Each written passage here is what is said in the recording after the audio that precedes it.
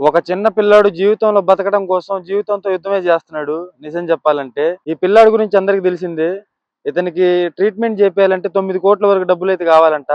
అసలు నేను ఇన్నాళ్ళు ఇది పట్టించుకోలేదు, కనీసం చూడలేదు కానీ రీల్స్ అసలు ఇప్పుడే నా ఫీడ్స్ లోకి వస్తున్నాయి. అండ్ చాలా మంది నాకు డిఎంలు కానీ చేస్తున్నారు ఈ చిన్న పిల్లాడి గురించి రీల్ చేయమని.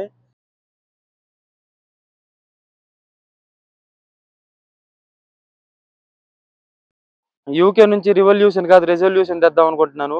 అక్క మీ పిల్లాడికి ఏం కాదు, మేమందరం ఉన్నాం, తలా ఒక చేసి ఖచ్చితంగా హెల్ప్ చేస్తాం.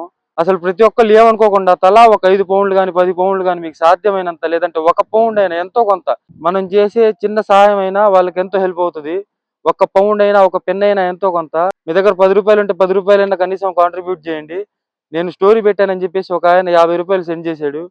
అసలు ఆయనకి హ్యాట్స్ ఆఫ్ చెప్పొచ్చు. నేను ఇంకా డబ్బులు అడగలేదు స్ట్రైట్ గా, నేనేదో జస్ట్ స్టోరీ పెట్టాను. నాకెవరు మెన్షన్ చేస్తే ఆ స్టోరీకి ఆయన రియాక్ట్ అయ్యి 50 రూపాయలు కొట్టాడు అనమాట. సో అందరు ఖచ్చితంగా ఒక 10 రూపాయలు, ఒక 50 రూపాయలు ఎంతో కొంత మీకు కాంట్రిబ్యూట్ చేయండి. ఒక 5 పౌండ్స్, తలా ఒక 5 పౌండ్స్ చేసినా మనం చాలా పెద్ద సాయం చేసినట్టు. అది ఆ పిల్లాడికి ఎక్కువ టైం లేదు మామ, అందరు ఖచ్చితంగా హెల్ప్ చేస్తారని భావిస్తున్నాను.